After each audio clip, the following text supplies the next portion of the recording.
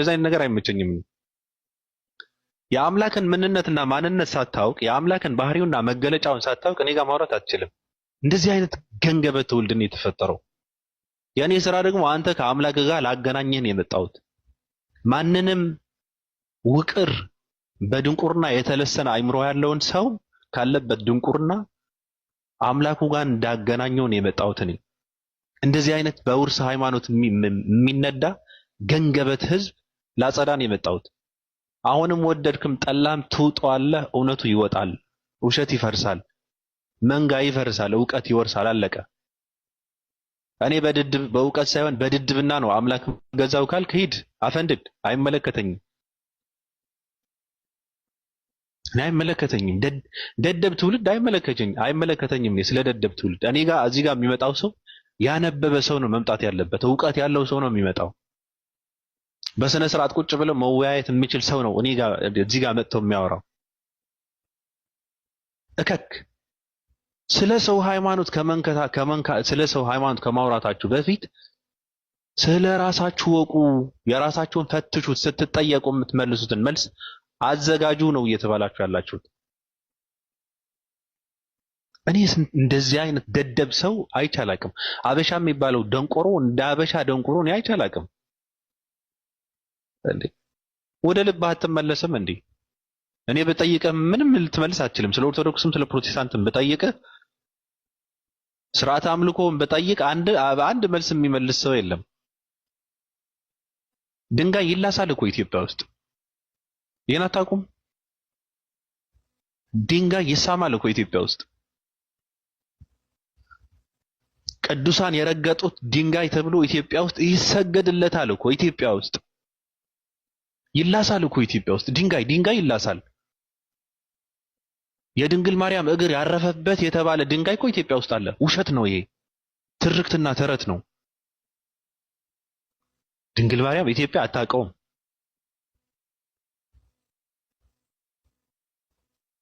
እንደዚህ አይነት ነገር የለም።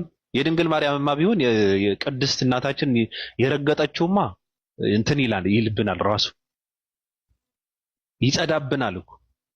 ማንም እርኩስና ጥንቡስ የረገጠውና የነካውን ድንጋይ ተብሎ ኢትዮጵያ ውስጥ ይላሳል። ትሰግድለታለህ፣ ትሸከመዋለህ። ኢትዮጵያ ውስጥ የምን አባ ታሪክ ነው ስለ ድንጋይ የምታወራው? ስለ ሰው ስትነካ ማቀውን ዘለዝልልሃለሁ። አንጀተን እያቃጠልኩ እየቆለፍኩ ነው ማባረህ። ምድረ እከክ ሬሳ አይደለ እንዴ የሚመለከው ኢትዮጵያ ውስጥ ጻድቅና ቅዱስ እየተባለ? ሬሳ እኮ ነው የሚመለከው ኢትዮጵያ ውስጥ። ቤተ አምልኮና የመቃብር ስፍራን ለማለያየት ነው የመጣ ነው። እኛ በቃ አዲስ ትውልድ ነው።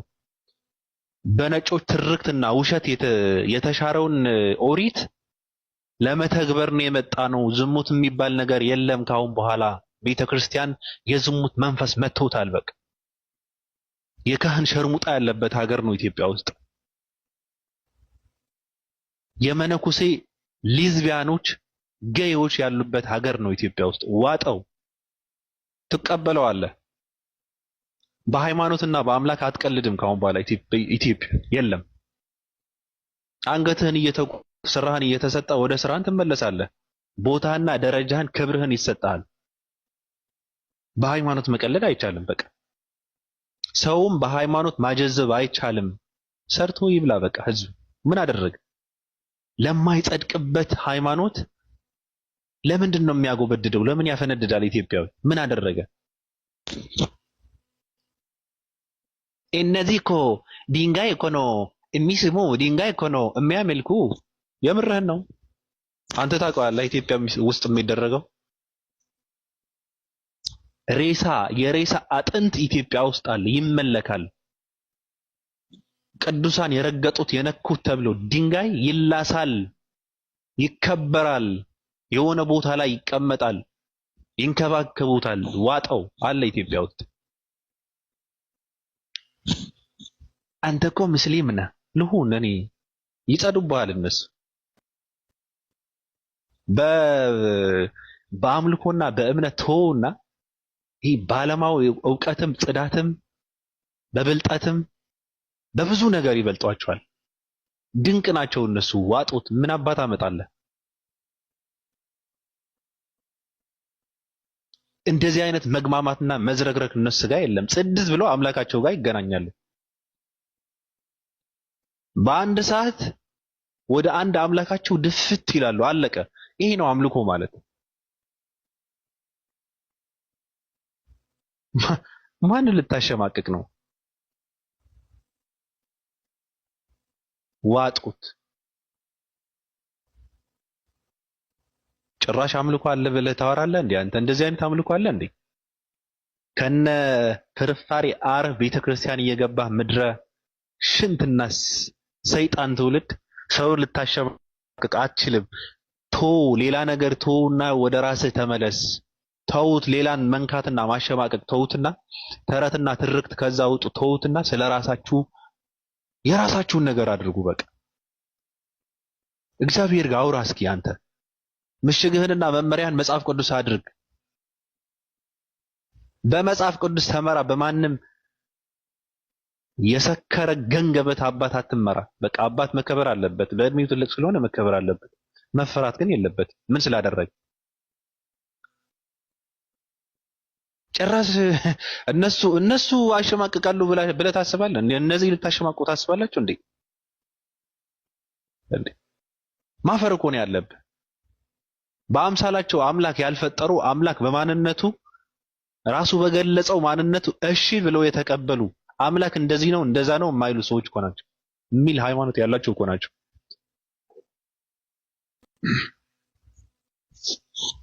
እንዴ በአምልኮ እና በሃይማኖት ሰው ልታሸማቅቁ። እኔ ግን ምን አይነት ድፍረት ነው ያለው ኢትዮጵያ ውስጥ? እንደዚህ አይነት ድፍረት እኔ ኢትዮጵያ ዓለም ላይ አይቻላቅም። ሶስት አምላክ በሶስት ከፋፍለህ እያመለክ አራት ሚስቶች አገቡ ብለህ ሰው ለማሸማቀቅ የምትሞክር ገንገበት ህዝብ ኢትዮጵያዊ ብቻ ነው ያለው። በነገራችን የለም፣ ዓለም ላይ የለም። እንደዚህ አይነት ደፋር ህዝብ አይቻላቅም። ቂጡ ውስጥ የአር ፍርፋሪ ተሸክሞ እየዞረ ቂጣቸው በሚታጠቡ ጽዳት ባላቸው ጽዱ በሆኑ ህዝቦች ወደሚይዝ ኢትዮጵያዊ ብቻ ነው። ሌላ አላቅም። እኔ በአምሳላችን ፈጣሪ የፈጠርን ሰዎች እኛ የአምላክን ማንነት ወደ ሰዋዊ ማንነት አውርደን አምላክ ሰው ነው ሰው ይመስላል ብለን ያልን ሰዎች አምላካቸውን ራሱ በገለጸበት ማንነት ተቀብለው የሚያመልኩ ሰዎች ለማሸማቀቅ የምንሞክር ደደብና ገንገበት ህዝብ ነን እኛ። በጣም ነው የምገረመው። አንዳንዴ ወደ ራስ መመለስ ያስፈልጋል። በቃ ወደ ውስጣችን እንየው፣ ህሊናችን እናዳምጠው። ውስጣችን ሌላ ነገር እየቆረቆረን ብዙ ነገር እያለን ውስጣችንን ስንክደን የማያስፈልጉ በሰው የሚሰጠንን ነገር ይዘን መምጣት የለብንም። ምድረ እከክ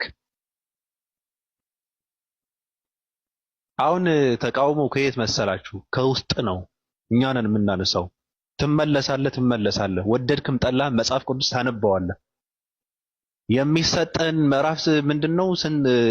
ቁጥር ምናምን የሚባለውን የሚሰጠን ጥላቻ እንድትነዛ የሚሰጠን ትተህ መጽሐፍ ቅዱስ ገንጥለህ ተማር። ቆሻሾች መጽሐፍ ቅዱስ አንብብ እስኪ። እኔ በጣም ይገርመኛል እኮ አታውቁትም። ቤተክርስቲያን ሄዳችሁ ስለማታውቁ እኮ ነው። አታውቁትም። እግዚአብሔር ምንድነው? አታውቁትም። እግዚአብሔር ምን ማለት ነው? አታውቁም። በነገራችን ላይ አንድ ነገር ልንገራችሁ፣ ትክክለኛ ታሪክ ነው። እንደውም ያዙት ይሄን ነገር ማለት ነው፣ አድርሱላቸው። አንዳንድ ሰዎች ራሱ ጥቂት ሰዎች ናቸው የሚያውቁት። ኢትዮጵያ ውስጥ ክርስትና ከመግባቱ በፊት እነ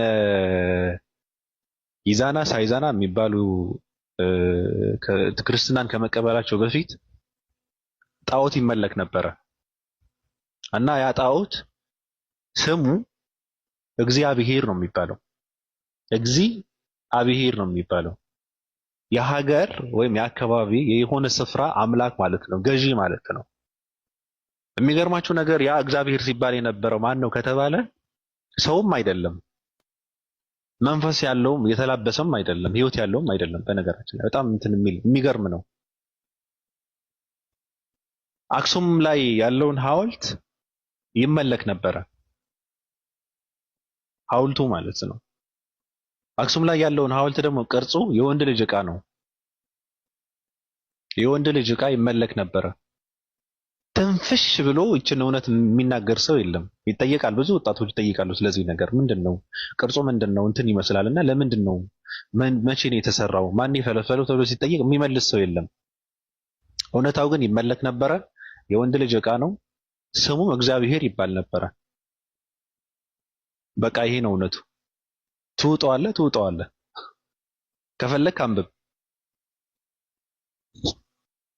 እግዚአብሔር ማለት መሬትን ያነጠፈ ሰማይን የዘረጋ አምላክ ሳይሆን የአንድ ሀገር ወይም የአንድ የሆነ ስፍራ ገዢ ወይም መሪ ማለት ነው።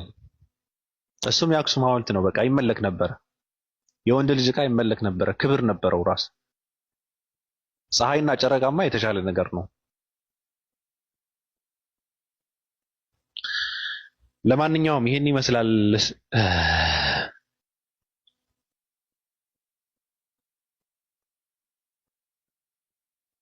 እሺ ሙሴ፣ አንዳንድ ሰዎች ላስገባና ቆይ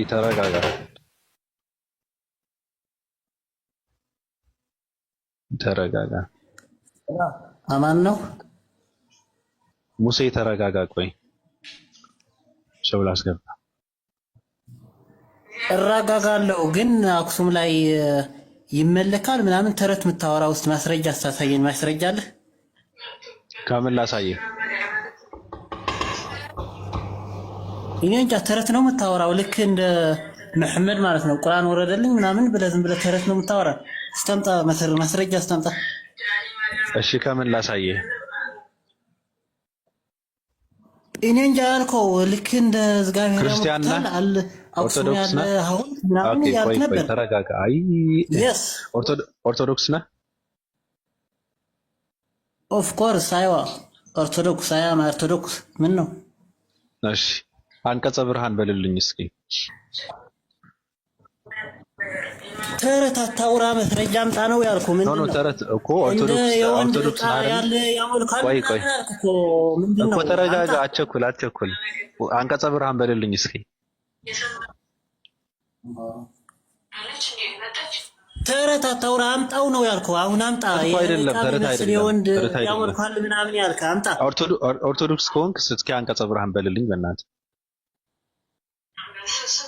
አምጣ። ይሄ እንደ ወንድ ዕቃ ያለ ያመልካሉ እንደ እግዚአብሔር ያልከው ልክ እንዳንተ እኮ ነው ያሰብከው። ማካላይ ሄደህ የምትስመው የሴት ብልት የሚመስል ማለት ነው። እንዳንተ ነው የምታስበው። ይሄ እውቀት ማራም መሐመድ የተከተናት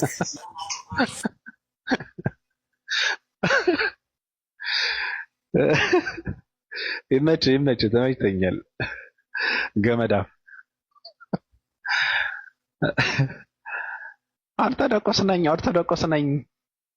ኦርቶዶክስ ነኝ።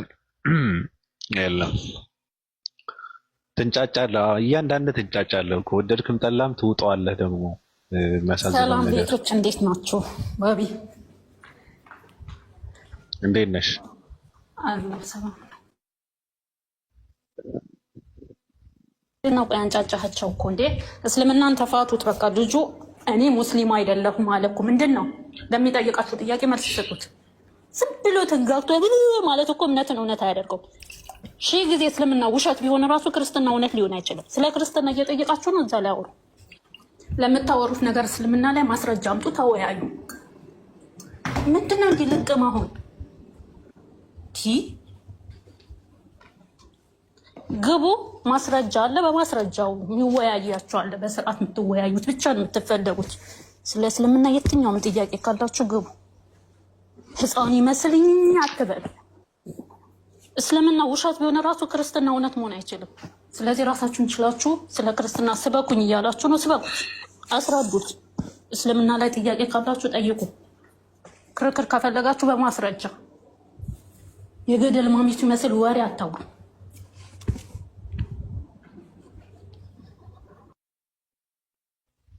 ጨረስሽ? ተመስገን። አንቺም ስሜት ሆነሽ ነው የገባሽው።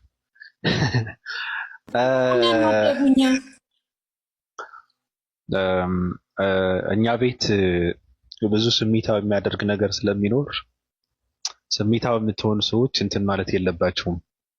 በመጀመሪያ ስሜታዊ መሆን የለባቸውም። ሁለተኛ ደግሞ ስሜትን መቆጣጠር ያስፈልጋል። ሐዋርያ እንዴት ነህ? የተከበሩ ነቢያችን እንዴት ኖት? ከ65 የተላኩ ይህን ትውልድ ለማንቃት በሰዓቱና በጊዜው የተገኙ ነቢያችን ይህ የደነዘዘውን ትውልድ እንዴት ኖት? አለን አለን፣ ሁሉ መልካም ነው። እኔ እንዴት አድርገን እንደምናነቃው፣ እንዴት አድርገን እውነት እንደምንሰጠው፣ እንዴት አድርገን መንገድ እንደምናሳየው ግራ ይገባል። ግን ወደ ደም ጠላም ይውጣታል፣ ከኒናዋ ይወስዳታል። ደብተራ እኮ ከባድ ነው። አንተ በደብተራ የደነዘዘ በጣም ከባድ ነው። በደብተራና በጥንቆላ እኮ የደነዘዘ አእምሮ እኮ በጣም አደገኛ ነገር ነው። በጣም ብዙ ይፈጃል፣ ማገዶ ይፈጃል። ግን ደግሞ እኛም ተስፋ አንቆርጥም።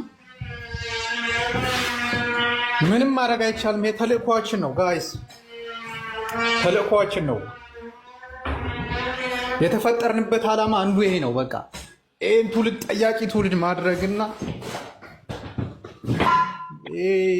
በተራ በደብተራና በጥንቆላ እዛው ይሄ የተከበረውን ቤተክርስቲያን ለማዋረድ በየቤተክርስቲያኑ ጢሻ ውስጥ የምታደርጉት እናውቃለን። እያንዳንዷን ነገር እኮ ሄደንባታል። ታቆማላችሁ። የተከበረውን ቤተክርስቲያን በጥንቆላና በደብተራ ተብትባችሁ መሳለቂያ መሳቂያ የምታደርጉትን ታቆማላችሁ፣ ወይ ደግሞ እንደዚሁ የተፋጨ እንኖራለን።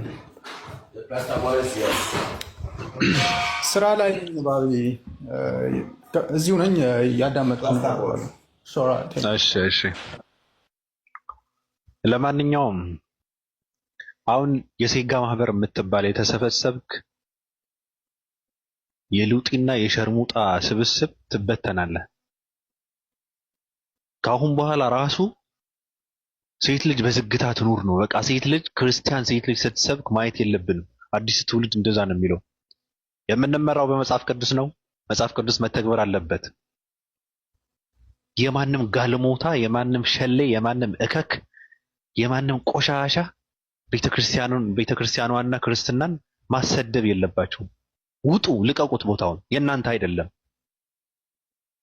ማንም ሲደክልሽና ሲሸጉርብሽ የነበርሽ ሸርሙጣ ዜጋ መጥተሽ ክርስትና ሰብካለሁ ማለት በየትኛው ህግ ነው? በማን ህግ ነው? በማን ህግ ነው? አፋችሁን ከላይ ከፍታችሁ ወንጌልን ሰብካለን የምትሉ ሴቶች በየትኛው ህግ ነው? በማን ህግ ነው?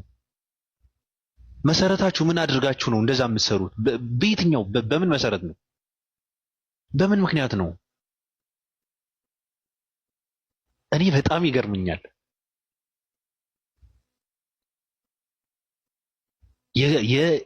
የክፋታችሁ ክፋት፣ የመልካችሁ ክፋት፣ የንግግራችሁ ክፋት፣ የድንቁርናችሁ ክፋት በጣም ነው የሚገርመው። በጣም ነው የምታስጠሉት። ራሱ እውቀት የሌላቸው ማንም ሴጋ መቺ የሚጫወትባቸው ገረዶች ናቸው። ራሱ እውቀት ያላቸው የእግዚአብሔርን ህግ የሚያከብሩ ቁጥብ አይወጡም። በቃ የሉም።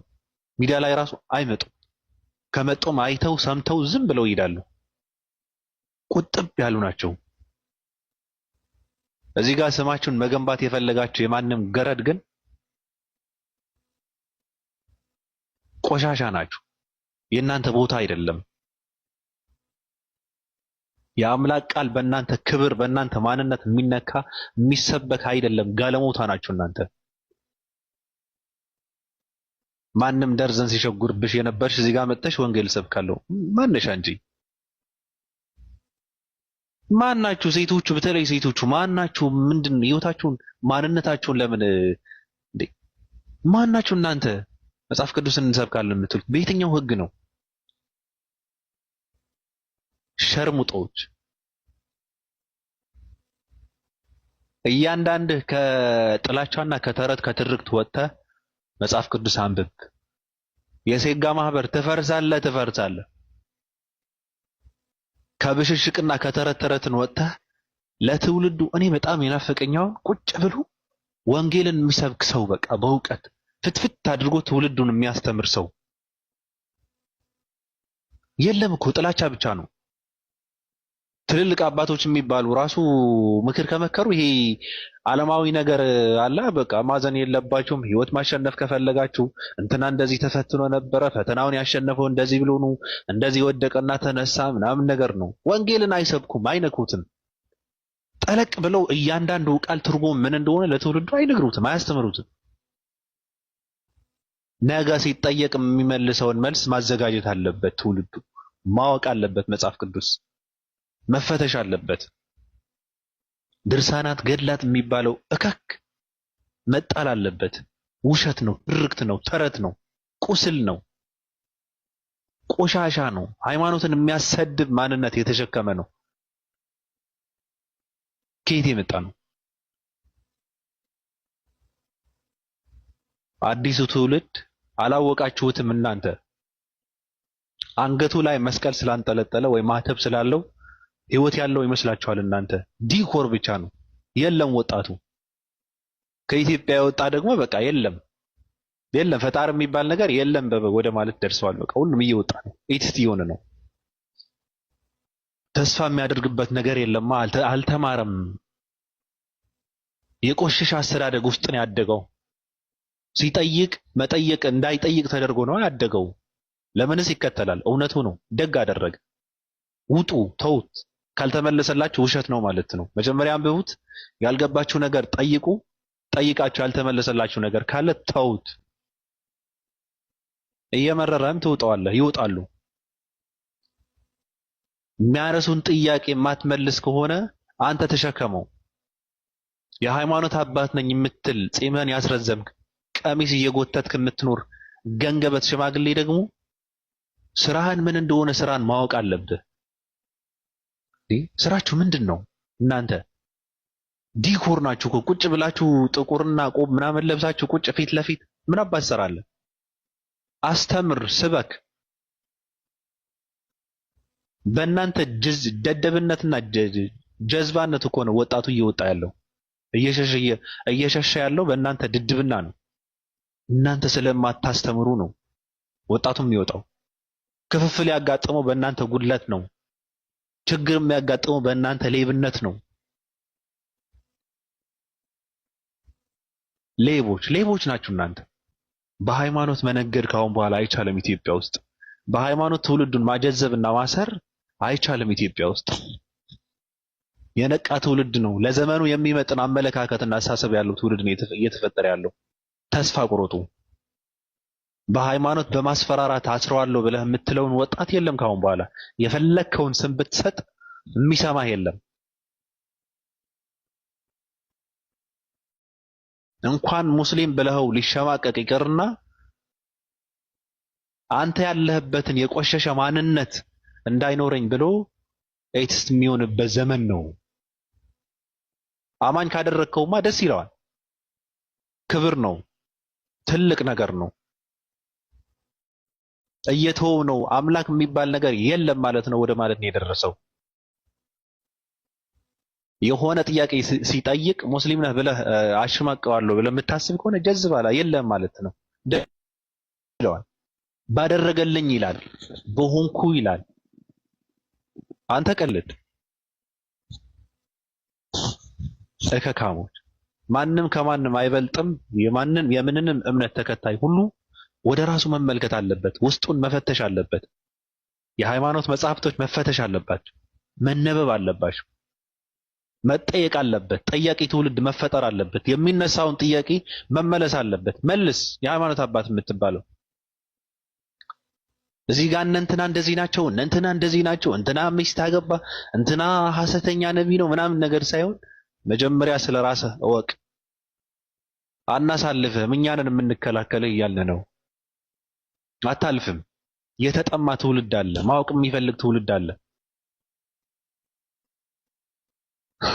ማህይሞች ሰው ኤቲስት የሆነ አምላክ የለም ወደ ማለት እየደረሰ ሙስሊም ነገር ብለህ ሰው ልታሸማቀቅ ደንቆር ናቸው እንዴ?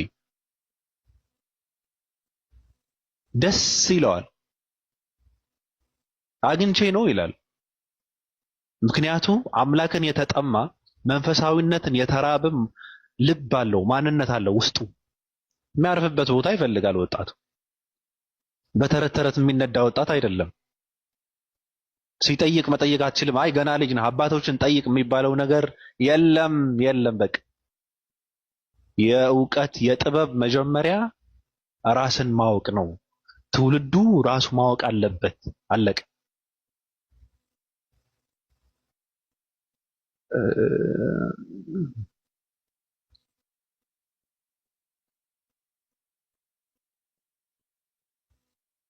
እስኪ አንድ ሰው ልብ ያለው ሰው ይግባና እስኪ እንጠይቀው ይመልስ።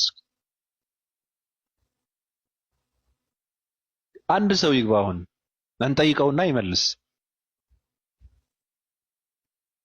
እኛን ስም ከመስጠት እኛን እንትን ከማለት አንድ ሰው እስኪ ይግባ አሁን እስኪ እየጠበቅ ሰው ይግባ። አንድ ሰው ይግባ እስኪ ኦርቶዶክስ ነኝ ፕሮቴስታንት ነኝ የሚል ሰው እስኪ አንድ ሰው ይግባ። የለም ልብ የለም። ውሸት ነው፣ ተረት ተረት ነው፣ ትርክት ነው፣ ቅጥፈት ነው፣ ጥላቻ ነው።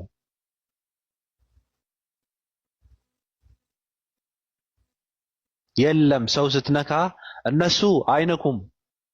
ሙስሊሞቹ እንደዛ ብላችሁ ስትነኳቸው እነሱ ሰው አይነኩም፣ አይነኩም፣ አይሳደቡም። ለማሸማቀቅ የሚሰሩት ነገር የለም። እኛ ግን ማንንም እኮ ነው የምልህ፣ እነሱ ብቻ አይደለም እኛንም ከነካህን ሙስሊምም ከነካህ ከክርስትና የሚወጣም አይሁድም ከነካህ ፍቅር ሲዝም የሚባለው ራሱ ለማሸማቀቅ ብትሞክር የምናውቀውን ሁሉ እንዘረግፈዋለን። ስለዚህ ተከብረህ ቀስ ብለህ ወደ ውስጥ ተመልሰህ ስለ ራስህ ሃይማኖት ፈትሽ፣ እወቅ፣ ጠይቅ፣ አንብብ።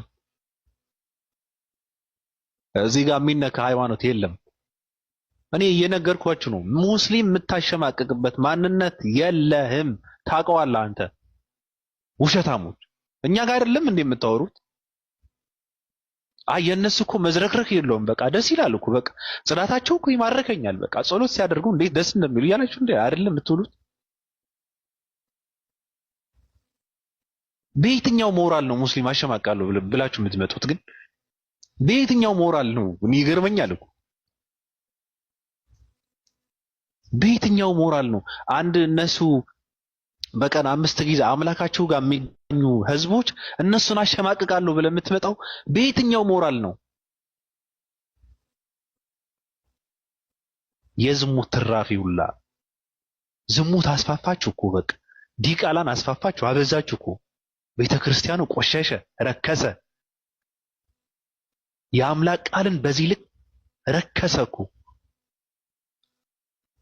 ወደድክም ጠላም ትውጠዋለህ። እኔ ነኝ የምነግርህ፣ ሙስሊም የምታሸማቅቅበት ማንነት የለህም። ከአምላኩ ጋር የሚገናኝ ህዝብ ነው። ይጸልያል፣ በቃ ያለቅሳል፣ ይነጋገራል አምላኩ ጋር። ድፍት ብርክክ ይላል ለአምላኩ። ትርክትና ተረት የለውም። ቀጥ ያለ እንትን ያለው ከጠየቅከው ይመልሳል። መልስ አለው ራሱ። ትልቅ ትንሽ አይባልም እዛ ጋር።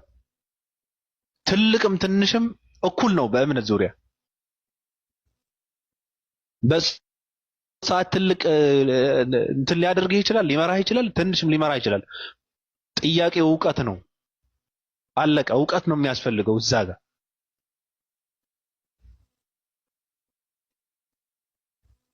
እኔ በጣም ይገርመኛል። ሞራል የላቸውም፣ ማንነት የላቸውም ራሱ። አሁንም ይሄ አይበላም አይደክሙም። አምላክ እግዚአብሔር መንፈስ ነው፣ በመንፈስም ሊመለክ ይገባል። ቃሉ ነው። አምላክ አይደክመው፣ ቃሉ ነው። አምላክ ኃያል ነው፣ ቃሉ ነው። የነበረ ነው፣ ቃሉ ነው። የሚኖር ነው። አንተ በምታስቀምጥለት በምትገድብለትን ማንነት የሚገደብ ማንነት ያለው አምላክ አይደለም። ዋጠው። እውነት ነው።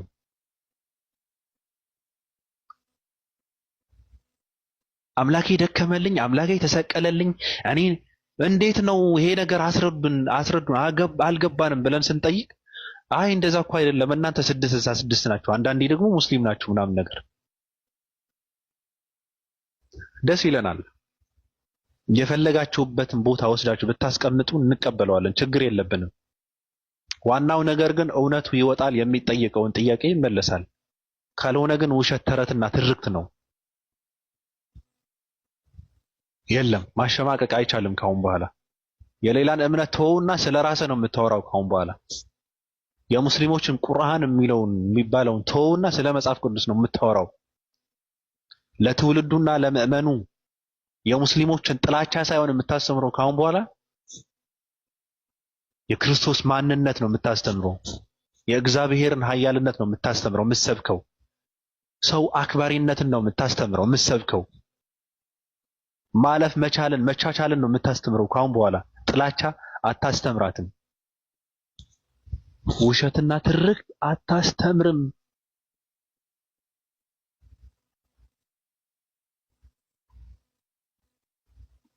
በእውቀት ነው። መጽሐፍ ቅዱስ እንደዚህ ግን ጥልጥልጥል አድርገው በጥስጥስ አድርገው ይገጣጥሙታል እነሱ። በእውቀት በፈለጋችሁትን ቋንቋ ያውቁታል እነሱ። በአይምሯቸው ያውቁታል። እኔ ያሳዝነኛል፣ አፍራለሁ አንዳንዴ። በጣም ነው የሚያሳፍረኝ። መጨረሻ ላይ ደግሞ ስለ መጽሐፍ ቅዱስ እና ስለ እግዚአብሔር ቃል ስጠይቅ የሚመልሱት ሙስሊሞች ናቸው። የታጨቀ እውቀት ያላቸው ሰዎች ናቸው እነሱ። ለእውቀት ትልቅ ቦታ አላቸው። ነገር ይዳስሳሉ። እንኳን ለአረፍተ ነገር ለአንድ ቃል ትልቅ ቦታ ይሰጡታል እነሱ።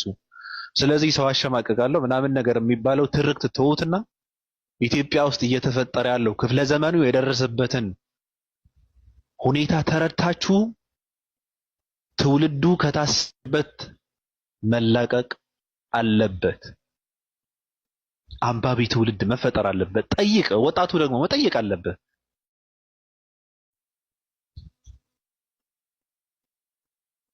ውጡ። ስለማታውቁት ፖለቲካ ውስጥ ከተዘፈቃችሁ ከዛ ውጡና በመጀመሪያ ራሳችሁን አንብቡ፣ ውስጣችሁን እዩ። ለዘመኑ የሚመጥን የሚያዋጣ አስተሳሰብ መከተል አለባችሁ፣ ሊኖራችሁ ይገባል። ከጥላቻ ከተረትና ትርክት ውጡ። ዓለም የደረሰችበትን የት እንደሆነ ማንበብ አለባችሁ፣ ማየት አለባችሁ። የሰው ባሪያ አትሁኑ፣ የነጻነታችሁ ባሪያ ሁኑ። ራሳችሁን በራሳችሁ ምሩት። አትፍሩ። ምንም የሚያጋጥም ነገር የለም፣ አዲስ ነገር የለም። የሃይማኖት አባቶች ዲኮር ናቸው።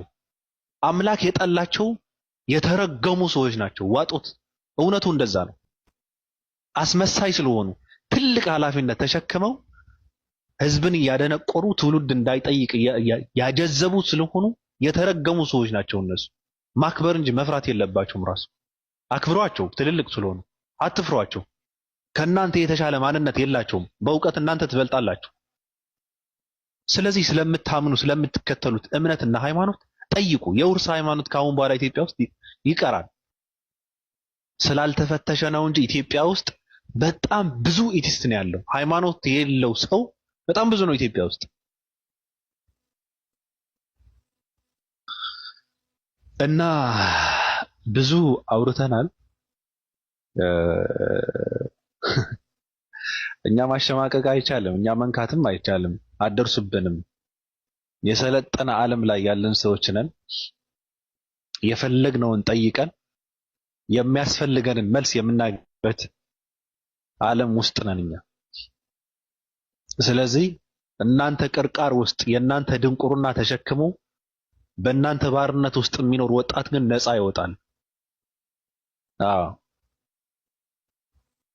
ይጠይቃል። ሃይማኖታዊ እና መንፈሳዊ ጥያቄዎችን እንደውም መጀመር አለበት፣ መፈተሽ አለበት። መጽሐፍ ቅዱስ ይፈተሻል። የሃይማኖት አባቶች ይፈተሹ ሳይሆን ይደፈራሉ።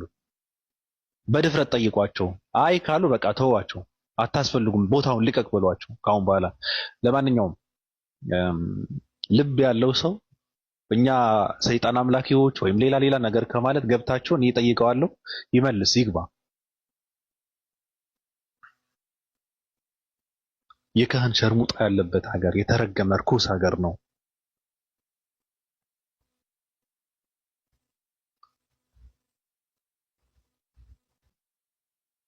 ገዳም ውስጥ ሶዶምነትን እየተካሄደ እዚህ ጋር መጣ እኔ ጋር ታወራለህ? አይ አይቻልም።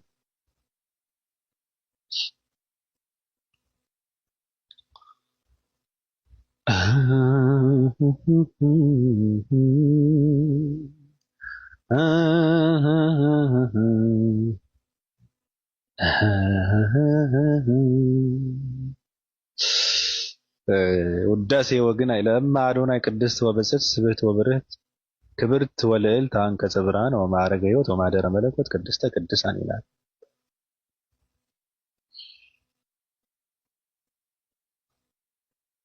ቅዳሴ ያው ታዲያ ምን ላድርግ? ሰው ስጠብቅ አንተ ማንነትህ መገለጥ አለበት እንጂ ክርስትና እየተሳደብክ ምናምን ነገር አሉና እስኪ መመለስ የምችል አለየደ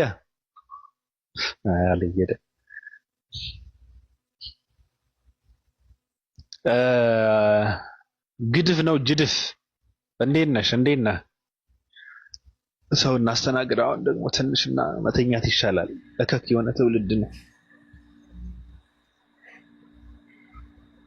ባብሻ ደህና ነህ? አማን ነው አለው። እንዴት ነህ? አለሁልሽ። እንዴት ነሽ? አለሁልህ። እኔ በጣም ወዳጅም አድናቂህም ነኝ። ላድንቅ ብዬ ነው። ተይ እንጂ ቴንክ ዩ። ያው ጥሩ ነው። ሀሳብ አለሽ? ሀሳብ የለኝም። ሀሳብ የለሽም? አረ የለኝም። ያው አድናቆቴን ልገልጽልህ ብቻ ነው የገባሁት። እና ለምን በውስጥ አናወራም? እኔና አንቺ ይሻላል። አዎ ባይሻል? አይ ይቅርብኝ፣ እዚህ ይሻለኛል።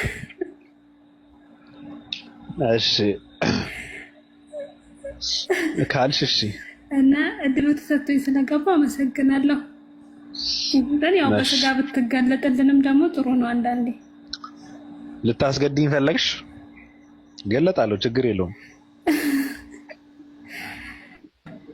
አይ በመንፈስ እንዲከወደድን በስጋ እንኳ ያው ጥሩ ነው ብዬ። በስጋ ከተገለጥኩ አንደኛ ነገር ፍቅር ይዝሻል። ፍቅር ደግሞ ከባድ ነው። ትሰቃያለሽ።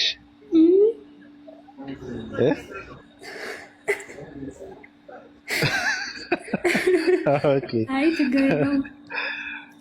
እንደዛ ይሻላል። ችግር የለውም። በቃ በውስጥ ቪዲዮ ኮል እናውራ። እሺ በቃ እንደዛ ካልክ አይቀር እሺ። እሺ በውስጥ በቪዲዮ እናወራለን። በስጋ መገለጥ ያስፈላጊ ከሆነ በቪዲዮ ነው የምናወራው። ተስማምቻለሁ።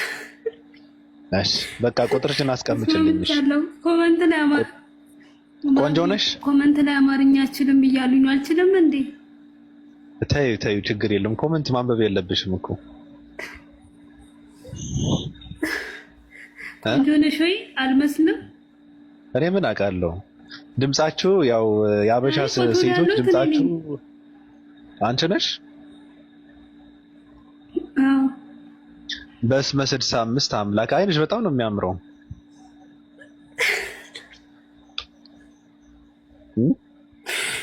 አመሰግናለሁ። እሺ ከድብቅ ገመና ከድፍረትም ኃጢአት ትእዛዝህን ረግጦ አንተን ከማስከፋት ቃልህን ከመናቅ ሕግህን ከመርሳት ሰውረኝ አምላኬ ከአመፅ ከክፋት።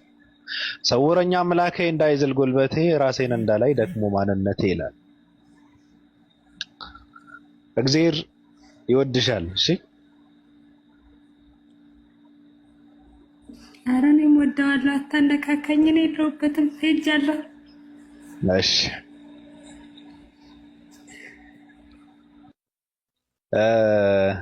ራሷን የሄደችው እንትን ማለት የለባችሁም። ችግር የለውም። ሰው ማውራት አለበት። የተማ ትውልድ ነው በድፍረት እንትን የሚልበት ምንድነው? በድፍረት ሳይሆን በነፃነት የሚገባበት ቤት ትንሽ ነው እና ሰው ካላወራ ይነፋል፣ ውስጥ በጣም ይጨነቃል። አንዳንዴ ማውራት ያለበትን ነገር እያለ ብዙ ማለት ያለበትን መተንፈስ ያለበት ነገር አለ እና ይሄ አንዳንድ ሰው መስማት የተጠማ ትውልድ አለ። ለፍላፊ የሆነ ሰው እንደኔ ማለት ነው። መስማት ያለበት ብዙ እያወራ የመስማት እንትን የለው። አንዳንድ ሰው ደግሞ ማውራትን የተጠማ ሰው አለ። ገብቷቸዋል። እድል መሰጠት አለበት። በተለይ ስደት ላይ ያለ ሰው በተለይ ደግሞ እህቶቻችን፣ አንዳንድ እህቶቻችን ይሄ ውስጣቸው በጣም እንትን ይሄ ቃጠሎ ያለባቸው እህቶቻችን አሉ። ቢያወሩ እንትን ቀለል ሊላቸው የሚችል ነገር አለ ውስጣቸውና የምሬን ነው፣ እየቀለድኩ አይደለም። ብዙ ነገር ስለማውቅ ነው። ስለዚህ ማዳመጥ ጥሩ ነገር ነው። ቦታ መስጠት፣ ጊዜ መስጠት፣ ጆሮ መስጠት ጥሩ ነገር ነው። የሆድ ሆዳቸው የልባቸው እንዲያወጡ የውስጣቸውን እንዲተነፍሱት ማድረግ ጥሩ ነገር ነው እና እንደዛ ካደረግኩ እኔ ማመስገን ያለባቸው ሴቶች እዚህ ጋር እድል ሰጥቼ ካደነቅኳችሁ ደግሞ በውስጥ መጣችሁ ቁጥራችሁን አስቀምጣችሁ በቪዲዮ ኮል እናወራለን። ግሩፕ ራሱ ይኖረናል። በቃ በውስጥ አንድ 30 ምናምን ሴቶች ሆናችሁ እኔ ብቻዬ ግሩፕ ይኖረናል በውስጥ ራሱ። ይመቻችሁ። ለማንኛውም ባቢሎን ክዩነት እንዴት ነህ? እንዴት ናችሁ?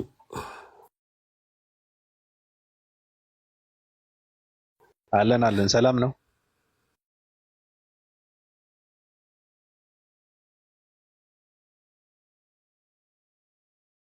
አለን አልሐምዱሊላህ። ሄና ተገለጠ ማለት ነው። በቃ እኔ እኮ አላገኘሁትም።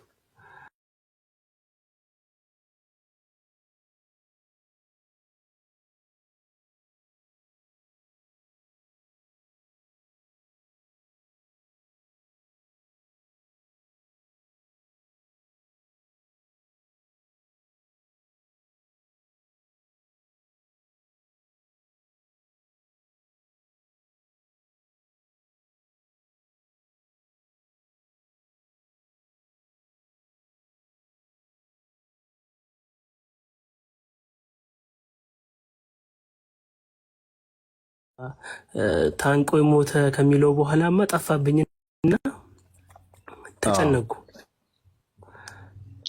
አይ እኔ ራሱ በጣም አሳስቦኝ ነበረ። በ5 ደቂቃ 5 ቪዲዮዎችን ለቆ እንደገና ደግሞ በ5 ደቂቃ ውስጥ ፖስት ያደረጋቸው ቪዲዮዎች ሲያጠፋቸው እኔ ደነገጥኩ። ምንድን ነው ተጨንቆ ነው? ብቻውን ይሄ ራሱ ቪዲዮ ሰርቶ ሲንቀሳቀስ ስለነበረ አሳዝኖኝ ደንግጬ ነበረ ራሱን።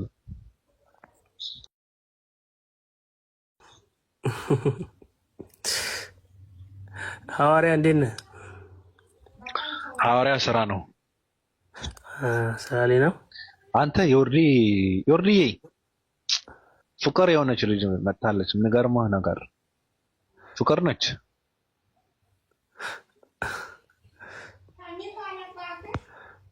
ዮርዲ ወይ እንዴት ናችሁ? እንዴት ነሽ? እንዴት ነክ? ሰላም ነው እንዴ? አራመረኛክ ሰላም ነው። ባለፈው ሀዲያ ነኝ ምናምን ነገር ስላልሽኝ እኮ ነው። ሄሎ እሺ። አይደለሽም? አንተ ነሽ ካልከኝ ማለው ነው የለም ታውቃለህ። አይ ነሽ አልልሽም፣ ግን ባለፈው እንደዛ ያልሽ መስሎኝ ያላ። ኧረ ነውር ነው። እኔ ፍቅር ነው። ባለፈው ይሁኔ ወንድ ነው በጣም ቆንጆ ነው እና ትንሽ አውርቼ አሁን ፍቅር ነው በቃ ልቤ ተነክተዋል ምናምን ነገር ይላሉ። ስሚ ዮርዲ ከሶስት ቀን ማለት ስትል ተይ ኮመንት እንደዛ እንትን እንዳሉሽ እኔና አንቺን ለማለያየት ስለሆነ መስማት የለብሽም። ግን አንቺ የ65 አመለካከት እንዴት አየሽው ዮርዲ? ያው ቆየሁ አይደል? አባል ከሆንኩኝ አባልማ ነሽ፣ ግን እየተመቸሽ ነው ወይ? እንዴት ነው? ያው እና ባይመቸኝ ታገኘኝ ነበር በጣም ነው።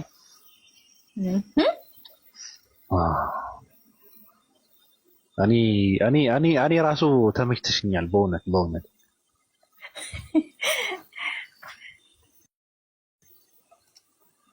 ሐዋርያ ላድርግሽ? ኦኬ ለምን አንዳንድ ጥያቄዎችን አልጠይቅሽም? ይወሪ በምንድን ነው የምታምኚው? አረ እንዳትጠይቀኝ እንዴ። ችግር የለውም ዝም ብለን ፈታ እንበል። ዝም ብለን እየተጫወት በምንድን ነው አይ የምታምኚው? አረፋ አረፍታ አይደለም ፕሮቴስታንት ነሽ፣ ኦርቶዶክስ ነሽ፣ ሙስሊም ነሽ፣ ዋቃ ነሽ፣ ቅርሲዝም ነሽ፣ ምንድን ነሽ? ምንድን ችግር የለውም ክፈችው፣ ግድ የለሽም። አልጠይቅሽም ራሱ እኔ ነኝ የምነግርሽ። ራሱ አንቺ ንገረኝና እኔ እነግርሻለሁ፣ እንትን እልሻለሁ። እኔ የኦርቶዶክስ ነኝ። ኦርቶዶክስ ነሽ? ያ ድንግል ማርያም ድንግል ነች? አዎ ነች። ድህረ ወሊድም ድንግል ነች? አትጠይቀኝ ከዚህ በኋላ ችግር አይ አንቺ የምታስቢው ነው እኮ የምልሽ። አሁን ድንግል ማርያም ከወለደች በኋላ ድንግል ነች? እኔ ወዳታለሁ፣ ከማንም በላይ ነው የምወዳት። የሚገርምሽ ነገር የተለየ ፍቅር ነው ያለኝ። ማን ይወዳታለሁ እኮ ድንግል ነች ወይ? አዎ አልኩህ እኮ ነች ብያለሁ። ከወለደች በኋላ? አዎ። እና ክርስቶስ በምንድን ነው የወጣው? ፈጣሪ ሆይ ነኑ በግድ የለሽም፣ ቀላል ነገር እኮ ነው። እናችን አቤት ምንድን ነው ስለኛለህ? እየሰማሁ ነበር። እና ምን ላድርግ? ክብር ነው። እስኪ ጠይቃት። ባለፈው ሳወራበት የነበረ ጉዳይ ስለሆነ እኔ ሚውቴን። አዎ የአንተ ጥያቄ ነውና ድንግል ማርያም ድንግል ነች እያለች ነው እኮ። አሁንም ድንግል ነች እያለች ነው። በኦፕሬሽን ወልዳ ከሆነ ብላ ነው።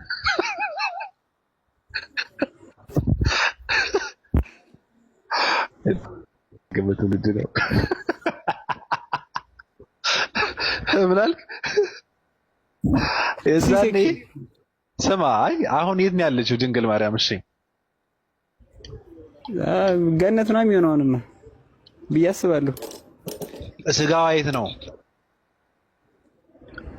ስጋዋ ማፈር በልቶታል። በላው አልበላውም አናውቅም፣ ግን የተከበረ ስለሆነ አይ አፈር ነሽ ወደ አፈር። ሁሉም ሰው ከኢየሱስ ክርስቶስ ውጭ ሁሉም ወደ አፈር ተመልሷል። ኢየሱስ ክርስቶስስ?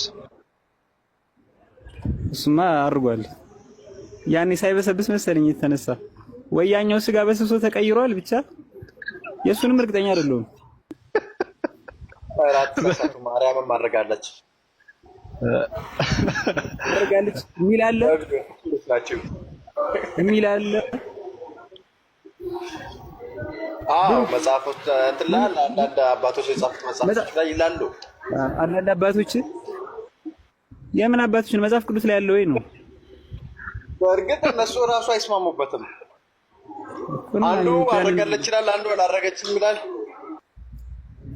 ዝም ብሎ ነው። ይሄና ድርሳን አትቀበልም ነው? አልቀበልም። ምንድን ነው የምትቀበለው? መጽሐፍ ቅዱስን ብቻ። ኦርቶዶክስ አይደለም እንዴ? ገድላትም እኮ አሉ። ታምረ ማርያም አለ። ኦርቶዶክስ አይደለም። ሲጀመር ኦርቶዶክስ ሆነ ገድላትን አልቀበልም ማለት ከኦርቶዶክስ ያስወጣል እኮ።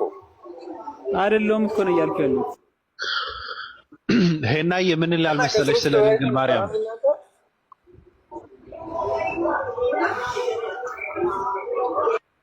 ሄና አቤት። ወትወርድ የእዜ እመሰማይ እግዚአተነ ውስተ ዛቲ መካን ብሔረ አክሱም ለተመጥኦ ቁርባኑሙ ለእቱ ቅዱሳን ዘኮነ ይገብሩ ይላል።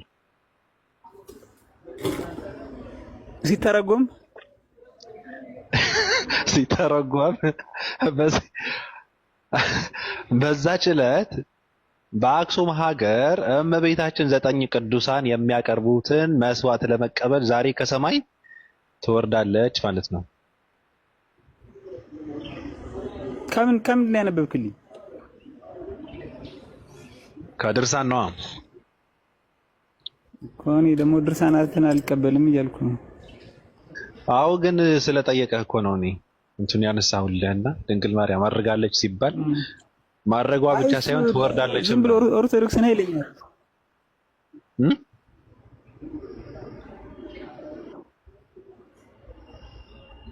አይ መጽሐፍ ቅዱስ ውስጥ ኦኬ ከሌለ እርግጠኛ መሆን አይቻልም ነው ያልኩት እኔ ይሄና መጽሐፍ ቅዱስ ውስጥ እንጂ ትቀበለዋለህ? ብታረግ አይለኝም። ካረሪት ታርግ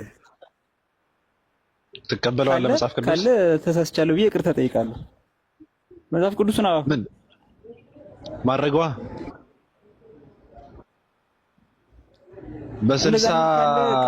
በስልሳ ስንት ዓመቷ እኮ ነው የመቶችው። አንተ ደግሞ ምንድነው የሚኖረው ራሱ ምንድነው የምታወራው? ይሄን ላይ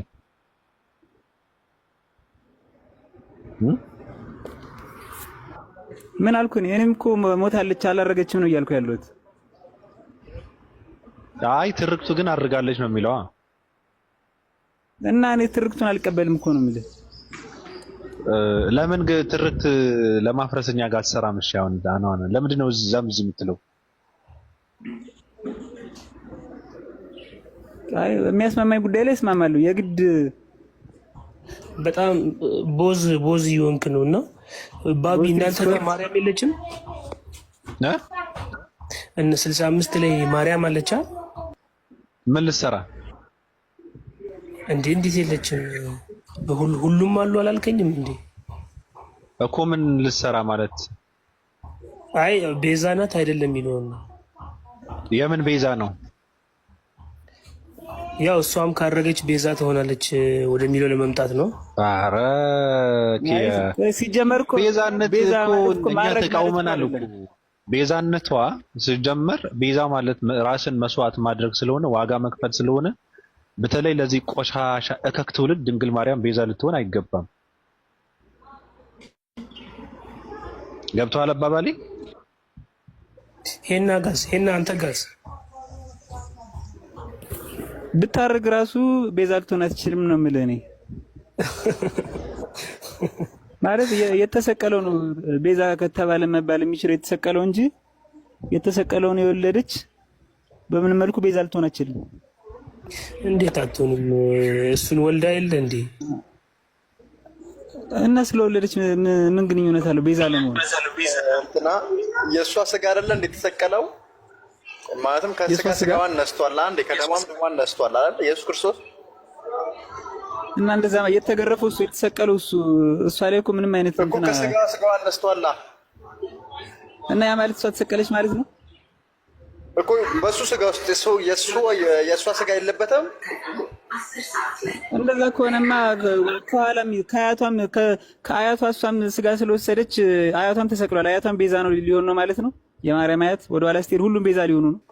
ኧረ አዳም ጋር ልንደርስ ነው። ሄና አዳም እኮ ቤዛ ሁሉም ሰው ቤዛ ሊሆን ነው እስከ አዳም ድረስ። ያው በዚህ ቤት በ65 ሕግ መሰረት ኃጢአት የሚወረስ ከሆነ ቤዛነትም ይወረሳል፣ ወደ ላይም ወደ ታችም።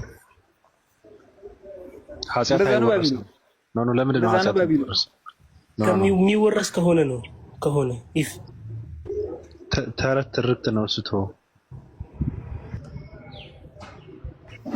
እና በኃጢአት ውስጥ ስለሚያምን ኃጢአት ይወረሳል ብሎ አያምንም። ታምናለህ እንደ ይሄና ያምናል። ታምናለህ? ምን በአዳም ኃጢአት ነው? በውርስ ኃጢአት ታምናለህ? ትላንት አውስል ነበር። ትላንት እኮ ስናወራበት ነበር በዚህ ጉዳይ። አዎ ትንሽ አውርተንበታል።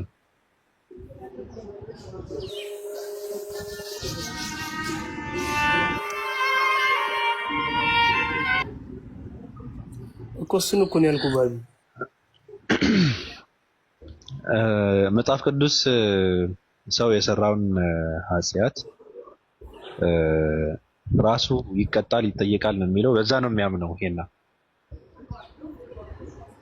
ሄና እንደዛ ነው።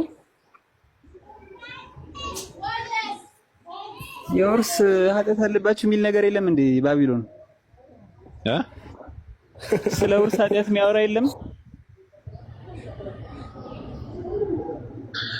ኦኬ የውርስ ኃጢአት የሚባለው ተረትና ትርክት ነው። የሰው ልጅ በሰራው ኃጢአት በሰራው ያንን እኮ ነው የምልህ። ባቢሎን ከመጽሐፍ ቅዱስ ላይ የምትቀበለው የምትተውም አለ። እኔ ደግሞ ሁሉን እየተቀበልኩ ነው ያለሁት። ሁሉም ትቀበለዋለህ? አይ መርጠህ የምትተው ከሆነ ወይ ሙሉ መቶ ነው አይደለም። ሁሉም ትቀበላለህ ወይ ነው አይደለም። እኔ እኮ በምክንያት ነው እንደዛ የምለው። ግን አንተ ሁሉም ትቀበለዋለህ? የሚጋጭ ከሆነ አልቀበለውም። አንድ ባለፈው ስለዚህ መርጠህ እየተቀበልክ ነው ማለት ነው። መርጠህ እየተቀበልክ ነው ማለት ነው። ስለዚህ እኔ መርጬ እየተቀበልኩ ነው። አዎ መርጠህ ትቀበላለህ። እኔ መርጬ የምቀበለው ለምን መሰለህ? መጽሐፍ ቅዱስ ስንት ፐርሰንት እንደሆነ ባላቅም ሰዎች እንደፈለጉትና የሚፈልጉትን በሚፈልጉበት ቦታ ላይ ያስገቡበት የሰው ፍላጎትና ንግግር አለበት፣ የሰው ቃል አለበት ነው የምለው። ገብቷል? እሱ የመቀበል ግዴታ የለብኝም፣ ልቀበለውም አይገባም፣ የለብኝም። እንደዛ አልኩ ማለት ግን መርጬ እየተቀበልኩ አይደለም። መርጬ የአምላክ ነው የምለውን ቃል ወይም ትክክል ነው የምለውን ቃል ከተቀበልኩ ተቀብየዋለሁ ማለት ነው። ሰዎች ግን አሁን የሚጋጩ ብዙ ነገራቶች አሉ፣ በጣም ብዙ ናቸው የሚጋጩት። እነሱ መቀበል ግዴታ የለብኝም። ለምን እቀበለዋለሁ? ራሱ ሲጋጭ የትኛውን ነው የሚቀበለው? እሺ ሁለት የተለያየ ሀሳብ ሲሆን የትኛውን ነው የሚቀበለው ካልመረጥክ? እስኪ ነብዩ ስመኘው ነው የራሳችሁ ሰው አስገብታችሁ ትሰክሳላችሁ። ናግባሽ ለምን አትገባም አንተ ታዲያ? ምንድነው የራሳችሁ ሰው ምናምን? ኧረ በእናታችሁ ኢትዮጵያዊ የሚባለው ትውልድ እኔ በጣም ያስጨነቀኝ ነው። አሁን በቃ አይረዳም። ዓለም የደረሰችበትን ሁኔታ አያውቅም። ኋላ ነው ናግባ። ልብ ካለ ግባ እና አውራ፣ መልስ፣ ጠይቅ። ሄና ሄድክ ቴዲ እስኪ ከቻልክ ገባ፣ በኮሜንት አትሳደበ። እኔ ራሱ በውስጥ ሜሴጅ እየላከ